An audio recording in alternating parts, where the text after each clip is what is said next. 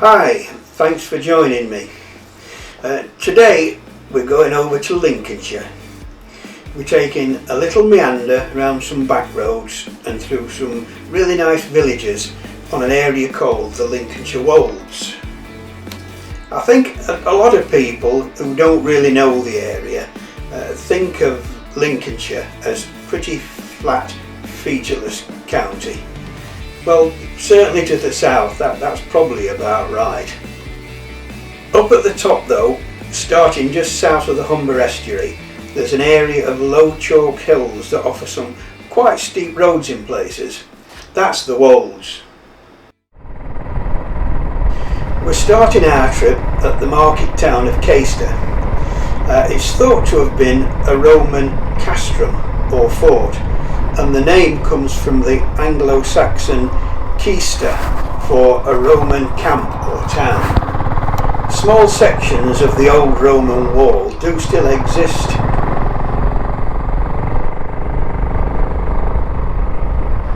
We're just passing the new co-op there on the left, and when they were building that, they actually found the remains of a 4th century Roman cemetery. We're going into the main market square here, and we'll just stop and have a quick pan round.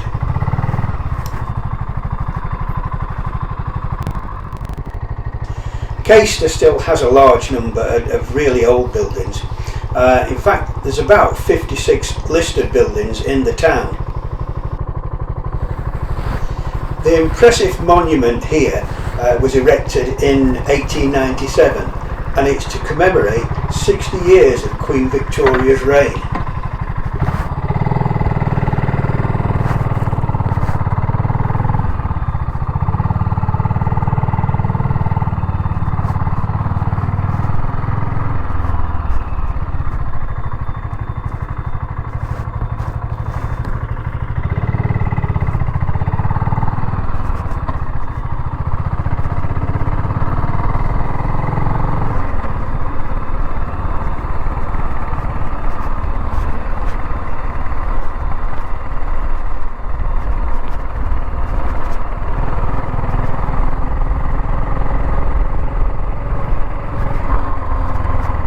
This is an interesting building set in the hillside straight ahead. It's actually where the fire engine was housed. Actually, it would probably have been a hand cart or maybe horse drawn. The blue plaque tells me it dates from 1869. The stone above the doorway, that used to say something like fire station or firehouse, I believe, but the carving's all weathered away now, you can't read it.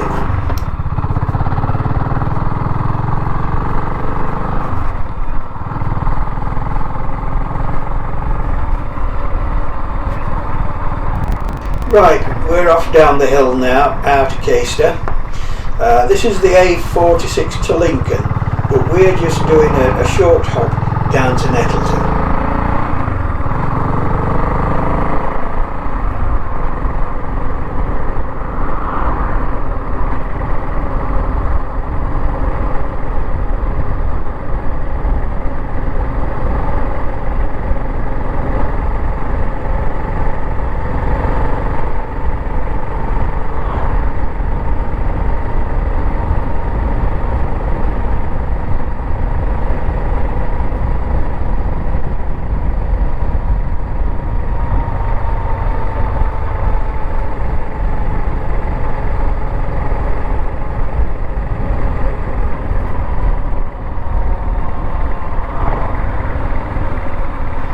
That's the Salutation Inn on the corner here. That's the Nettleton Village pub. Very nice, been in there a few times. As we go up through the village, I'll just stop off and take a photo of the old church. I know churches feature a lot in my videos, purely because they are often amongst, if not the oldest buildings in a settlement. I just love the history and the architecture.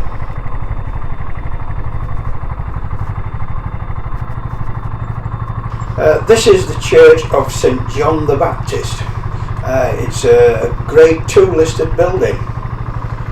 Parts of it date back to early Saxon period, though it was extensively rebuilt in around 1874.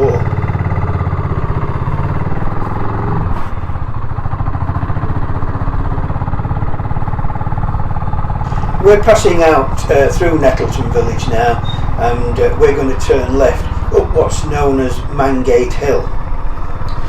This doesn't look much on the camera, but believe me, it's a very long, very steep hill, and it takes us up onto the top of the Wolds.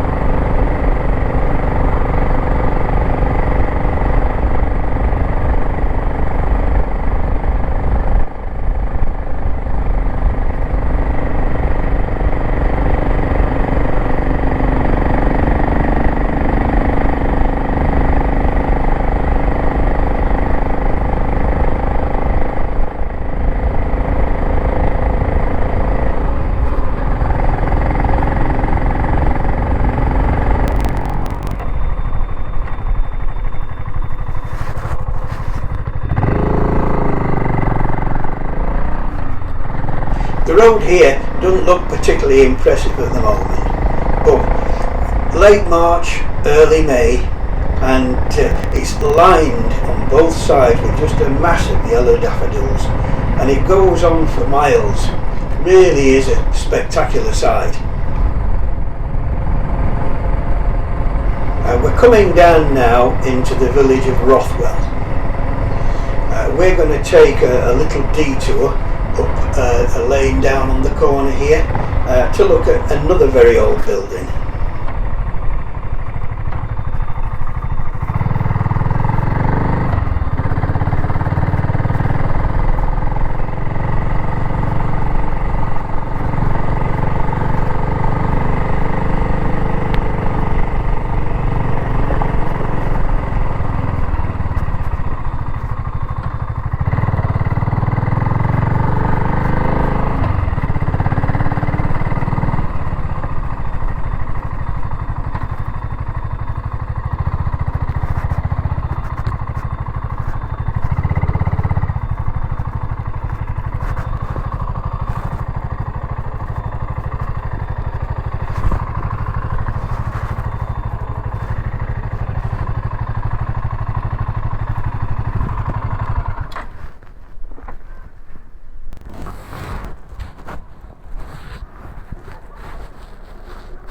And guess what?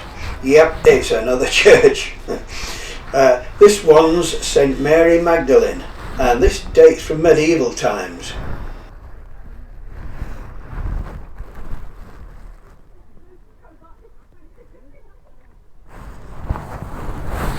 There's actually some sort of function going on in the grounds today, so I'm just going to take a picture from the gate, but it is a spectacular old building.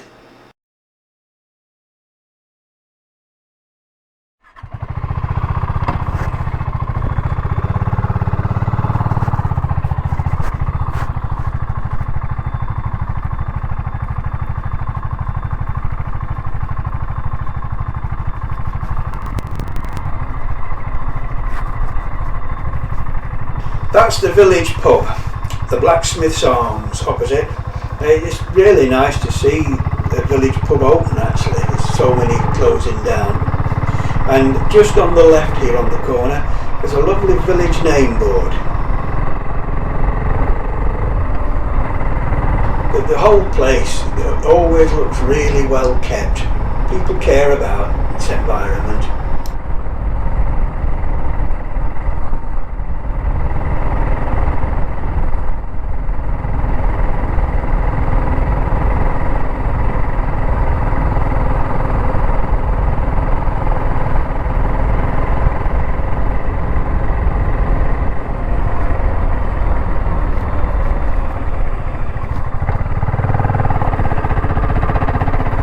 I love these back roads, and all along here, as I've already said, it's just a massive yellow in the spring. Some years ago I used to have to travel this route twice a week, all year round. Sadly, the condition is a lot worse now though. I think in some places there's more potholes and rough patches than good road, but I think that's pretty much the same all over.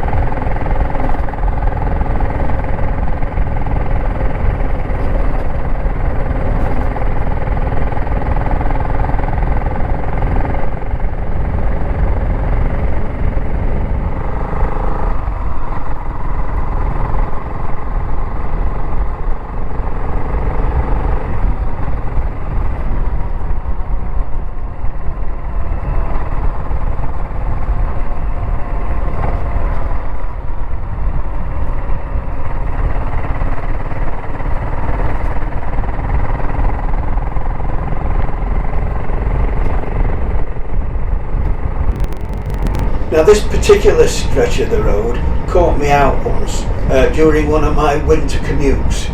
We're on a slight but steady downhill now, but just up ahead it takes a much steeper slope down to the junction. It was covered in snow and ice that day. Luckily I had a Ural sidecar rig at the time. As I came slowly over the brow, the road was just one sheet of ice. Next thing I know, we're sliding down the hill sideways with no traction and no control.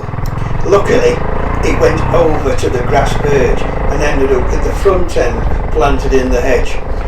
I stuck it in reverse and managed to drive it out, then drove slowly down the grass verge to the junction. All good fun.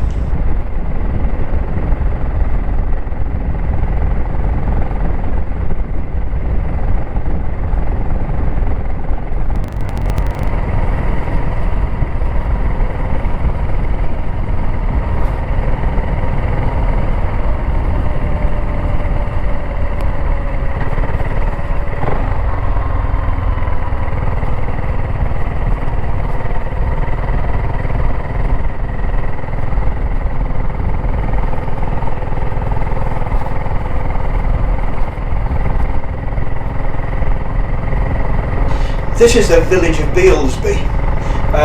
Pretty place, again, always looks really nice, well looked after. I'm afraid I've not got any history on this one.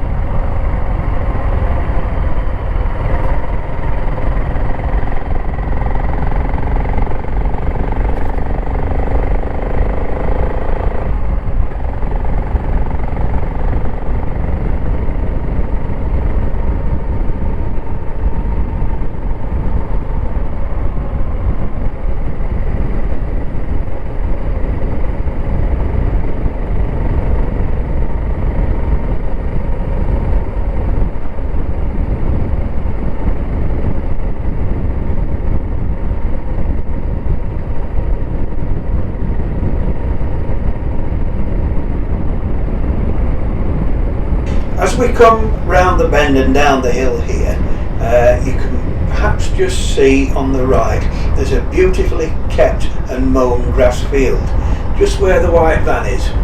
That's home to a local model plane flying club, and you sometimes see him in the field landing and taking off.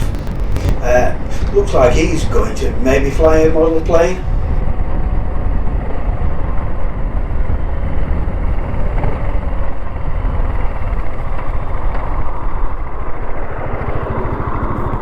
This is the A18 heading down to Skegness and Boston.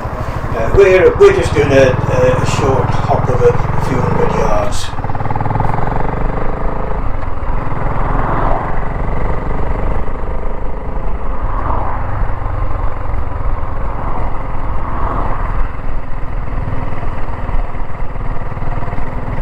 Right, Barnoldsby le Bec next. Now there's an interesting name. It has its origins in the Norse settlements of northeast Lincolnshire. If we split it into sections, the Barnold bit comes from some Scandinavian bloke's name that I can't even pronounce. The B on the end means a farm or settlement. Le Bec comes from the Scandinavian word Becca, which means stream. So it's Barnolds, or however it was pronounced then, farm by the stream. Barnoldsby le Bec. At Christmas time, just where the flagpole was there, they usually have a big Christmas tree up.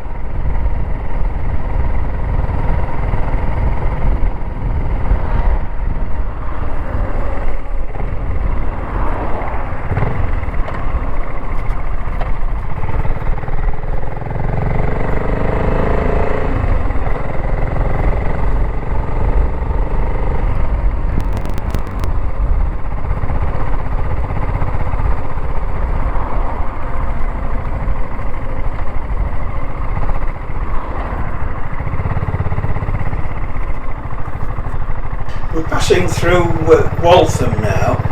There's the War Memorial on the corner. This area of the village is called Cheapside, which it really isn't. So I've no idea why they call it that. So any answers on a postcard, please?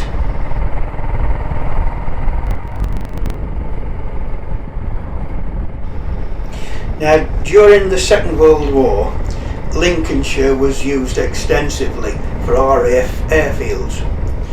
Just over the hedge on the left here is the site of RAF Grimsby, as it was officially titled. Servicemen and locals, however, they referred to it as RAF Waltham, and that's what it's commonly called now. It operated under RAF Bomber Command. It housed Lancaster bombers from 142, 100 and 550 squadrons. Flying actually began here in 1933, just on grass runways, but in 1940 it was requisitioned by the Air Ministry and proper concrete runways were built. It closed in 1945, actually just before the German surrender. Today, well, part of one of two runways is still there, though the end of it was chopped off when they built the new A16. Many of the original buildings are still there as well. They survive, but they're now used for industrial or agricultural purposes. Most of the site is just reverted back to agricultural use now. It's also a favourite place for dog walkers, that kind of thing.